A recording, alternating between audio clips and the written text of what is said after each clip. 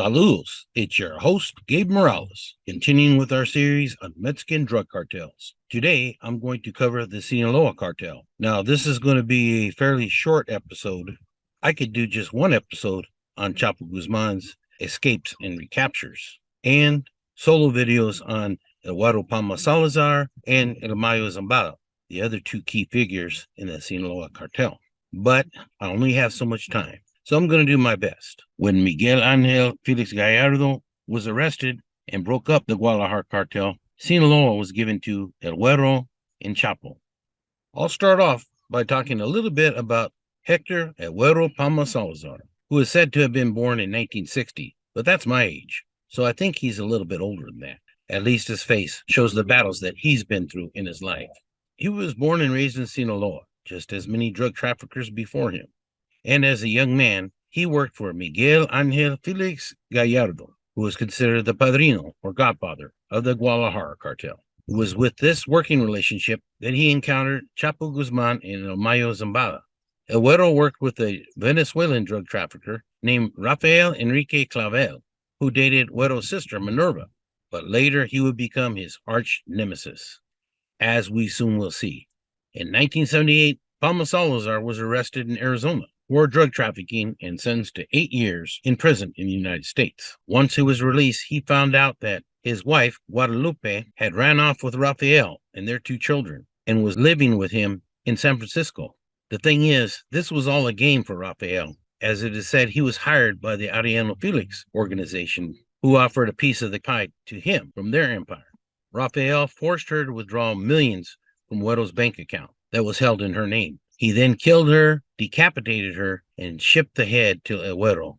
Huero and Guadalupe's 2 children, Jesus and Natalie, were then taken to Venezuela by Rafael, where they were thrown off the bridge and killed, all videotaped in a very sadistic manner. And the film was sent then to Huero to cause further hurt and anger. Huero soon had this painting commissioned in their memory. Rafael Enrique Clavel was the embodiment of evil, but Huero would have his revenge. First, he killed Rafael's lawyer, and then killed his 3 children in a mad rage. Clavel was then arrested and incarcerated and viciously murdered while in custody on Huero Palma Salazar's orders. Palma Salazar was re-arrested in Mexico and extradited to the United States. He was released from the Atwater facility in California, a facility of the United States Federal Bureau of Prisons, in 2016. And he was extradited back to Mexico, where he was detained for the murders of 2 Nayarit police officers way back in 1995. He is currently held in the high-security Mexican Altiplano prison, where El Chapo was once held. Ismael El Mayo Zambada Garcia was another close associate of Chapo. Mayo was born and grew up in Culiacan, Sinaloa, Mexico, well known for being part of Mexico's Golden Triangle, which supplies drugs from the Sierra Madres region in Sinaloa and up to Chihuahua's northern region, as well as Durango, which is located just east of Sinaloa. Prior to the escape of El Chapo, Mayo Zambada was considered to be a member of the Juarez cartel, along with El Azul, mentioned in the Juarez cartel episode. And he even got along with Arellano Felix organization when they were given Baja California in the Tijuana-San Diego corridor by Miguel Angel Felix Gallardo. But that would soon change. He had joined with Amado Carrillo Fuentes after the Arellano Felix brothers forced him out of Tijuana.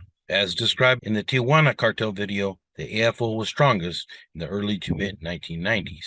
After the death of Amado in the late 1990s, and after a crackdown on the AFO during a time when Huero Palma and Chapo Guzman were incarcerated, El Mayo became more important to the Sinaloa cartel. Chapo gave more control over to El Mayo in order to better run the organization, and Mayo greatly expanded their drug network through his smart business moves and political savvy. Mayo's right-hand man was Javier El JT Torres Felix, after 1992. An AFL gunman tried to kill him at one of his ranches, but he escaped. Not before the AFO sicarios could massacre 12 people from the surrounding village. JT was arrested in Culiacan in 2004 by Mexican Gafe Special Forces. He was extradited to the U.S., later released and deported, whereby Mexican authorities rearrested him. After his arrest, his brother, Manuel El M1, became Mayo's right-hand man until he was killed in a gun battle in Culiacan in October 2012, and his funeral was attended by many who considered him to be a Sinaloa legend in the tradition of Jesus Malverde. This was about the same time when Mayo created a special hit squad called Los Antrax. I don't have enough time to get into Los Antrax in detail, but I'll try to do that at a later date, as they are a very interesting story that deserves their own episode. El Mayo formed close ties to the Colombian cocaine cartels, and he and Chapo were able to convince the Colombians that running their cocaine through Mexico was a better move than moving it through Miami, which is where most of it went previously. Joaquin Archibaldo El Chapo Guzman Loera was also born in Sinaloa, and he would become one of the most powerful drug lords in the world. As I said, he began working with El Huero Palma Salazar in the 1970s, when they both were at that time low-level players in the Guadalajara cartel. But he was one of the pioneers who helped El Huero map smuggling routes into the United States, and his drug network still exists in many cities all over the U.S. As Chapo became more schooled in the ways of the drug business, he was a mastermind behind shipping massive amounts of cocaine, marijuana, and heroin, as well as methamphetamine. He was a pioneer of using drug tunnels to smuggle drugs underneath the border, and he also had ways to get it over the border by plane, by boat, and even by mules who would pack large amounts of drugs on their backs and smuggle it along the porous U.S.-Mexican border. Whereas many drug cartels, like the Zetas, prefer to use violence and terrorism to get their way, Chapo was known to buy off people. He would pay very large sums of money to get things done. So I guess you could say he was a little bit more of a diplomat than some of these other drug lords. He was a very smart businessman. In fact, Forbes 500 ranked him as one of the richest men in the world. And many people compare him to the wealth and power of Pablo Escobar. Chapo was first captured in Guatemala in 1993, where he was running drugs out of that country from airports out in the jungle. He was then extradited to Mexico, but was able to bribe his way out and just walk out of the prison as a free man, or depending on who you asked, smuggled in a laundry cart. Regardless, it's very obvious that he had inside help. This would be the first of many escapes that Chapo Guzman would be involved in, and he would be captured many times as well, but always tried to outsmart police and law enforcement authorities who were hot on his trail. As I discussed in the Juarez cartel video, after Amado Carrillo Puente's death, there was a vacuum in the Juarez area as well as many other parts of Mexico, and Chapo took advantage of this, as well as the Beltran Leyva organization brothers and Juan Jose Esparragosa Moreno, aka El Azul, started working more with the Sinaloa cartel again, as well as El Mayo Zambada, due to the fact that Amado's brother Vicente was nowhere near the leader and businessman that his brother Amado was. In 2001, Chapo went to war with the Juarez cartel, as explained in that video. In 2002, El Mayo was named as a drug kingpin by then President Bush. At that time, Chapo was just one of many drug lords in Mexico. He was not yet the biggest. But like a chess expert, Chapo outmaneuvered and outstrategized his rivals. He always tried to think 2 or 3 moves ahead. He had a habit of making truces and alliances with people and then breaking them, often turning on them, and even snitching them off to authorities in order to take over their drug operations and territories. Indeed, many people think that El Chapo colluded with Mexican government officials for years and even helped in his escapes, but finally decided that it was time to get rid of him after the U.S. put extreme pressure for his capture. El Azul, El Mayo, Chapo, and the Beltran Leyva organization took on what had become probably an even more powerful cartel than the Gulf Cartel. This was the Arellano Felix organization in the 1990s. And by the early 2000s, Chapo again figured out a way to dominate Tijuana. First, in 2001, he went to war against the Gulf Cartel and the Zetas, who had moved into large parts of eastern Mexico, and even down south into Chiapas. At that time, the Milenio Cartel, consisting of the Valencia brothers and their supporters out of Michoacan, had made inroads into Gulf Cartel territory, and Chapo supported them. Finally, the war ended when the Beltran Leyva brothers set up a truce with the Gulf Cartel, and they agreed to a ceasefire and to keep their respective plazas. Ociel agreed to pull out of Monterrey if Arturo Beltran Leyva left Nuevo Laredo.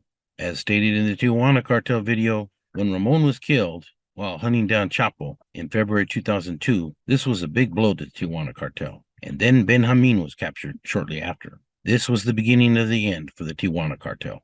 As stated in that video, it is believed that Chapo gave logistics to help hunt down and kill Ramon, as well as capture Benjamin, who was probably lucky he didn't get killed. At this same time, Chapo had an alliance with remnants of the Guadalajara cartel that was run by Ignacio El Nacho Coronel Villarreal, who was big into dealing methamphetamine. After Amado Carrillo Fuentes' death and subsequent war in Juarez with Chapo Guzman's forces, El Nacho aligned himself with the Cartel del Milenio in Jalisco and with the Beltran Leyva organization in Sinaloa. When the Beltran Leyvas broke away from the Sinaloa alliance, El Nacho backed up Chapo and even married off his niece, a 2007 Beauty Queen winner, Emma Coronel Aispuro, to marry the much older Chapo. In fact, she was 32 years younger than him. On July 29, 2010, El Nacho was killed in a shootout with the Mexican army, which opened up a big power vacuum in Jalisco and Guadalajara. I've visited Mazatlan a few times and interviewed Sinaloa Cartel members in the King County Jail and at the federal detention facility where I worked in 2022. Chapo was recaptured in Mazatlan in 2014, but Chapo escaped once again in the Altiplano prison, whereby a tunnel was drilled from very far away underneath the prison right up into his cell, where he escaped down a chute and then climbed down to a motorcycle, which whisked him away on a man-made rail made especially for the motorcycle. It was a very elaborate escape, worthy of a Hollywood movie. For a few years, Chapo pretty much owned Tijuana with his sicarios and drug tunnels, but remnants of the AFO tried to cling on to what power they had left. Chapo and his Cartel de Sinaloa, though, were gaining the upper hand, and that's when the Cartel Tijuana Nueva Generacio'n was born and aligned themselves with El Mencho and Cartel Jalisco Nueva Generacion, who I'll cover in my next video. After being on the run, Chapo was recaptured in January 2016 in Los Mochis, which is in the northern part of Sinaloa. When the Mexican Army and Special Forces hit his hideout, he was being guarded by several individuals who engaged in gunfire and were killed. One of his main bodyguards, Ivan El Cholo Gastelum, was captured with him. Cholo Ivan and El Chapo actually escaped that raid out a trap door in the bathroom and ran through the sewer system, popped up, carjacked an SUV, but were finally caught after a dragnet surrounded the area. They offered their captors an enormous bribe, but this time the cops would not be bought. As you see here in the back of the police car, Chapo is already thinking about his next move and how he might escape again. After a long trial and several individuals testifying against him, Chapo was incarcerated. His wife Emma attended his trial, but he was found guilty on 17 counts against him and given life in prison plus 30 years. In November 2021, Emma herself pled guilty to assisting her husband and was given 3 years in a U.S. prison. A wave of violence swept through Mexico's Culiacan city on Thursday as security forces clashed with gang gunmen after the arrest of Ovidio Guzman, a key figure of the Sinaloa Cartel and son of drug baron Joaquin El Chapo Guzman. Witness video showed vehicles on fire and passengers on a commercial flight diving for cover as gunshots rang out at the city's international airport. Shots were fired as another plane flown by the Mexican Air Force taxied on the runway. I will have to do a separate video on Los Chapitos, Chapo's sons. There's just too much information there. Aureliano and El Mayo. El Mayo is now old and hiding in the mountains. I hope you've enjoyed these drug cartel videos so far, and that you return to watch future videos on them and other criminal organizations worldwide. For now, this is Gabe Morales signing off for Gangsters, Cops, and Politicians.